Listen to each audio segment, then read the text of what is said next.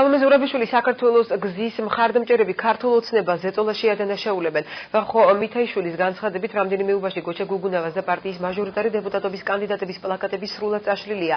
ან საქართველოს გზის წარმომადგენლების პლაკატებზე ქართული ოცნების მერობის კანდიდატის გიორგი ერმაკოვის პლაკატებია გაკრული. მითაიშვილის განცხადებით დარღვევები გორგილაძისა და აბაშიძის ქუჩებზე დაფიქსირდა. გარდა ამისა, მითაიშვილის თქმით დარღვევა იყო ეგრეთ წოდებული პივზაუძის დასახლებასა და მახინჯაურში. ბრალდებებს უსაფუძვლოს უწოდებს ქართული ოცნების ახალგაზრდული ფრთის ხელმძღვანელი. გიორგი თუშმელიშვილი არგუმენტად ვიდეო მასალის წარმოდგენას ურჩევს. ჩვენ გვაქვს გონირული ეჭვის საფუძველი, რომ აი ამ ყველაფერს აკეთებს ქართული ოცნების ბათუმის ორგანიზაცია და პირადად გიორგი ერმაკოვი. ან გიორგი ერმაკოვის დავალებით და მისი პატარა ზონდერების დავალებით ხდება ეს ყველაფერი. ეს დასაწყისი ამ ყველაფრის, შემდეგ დაიდება ყველაფერი ისეთი რაღაცეები და ველოდონ ძალიან ბევრ სიურპრიზებს ჩვენგან.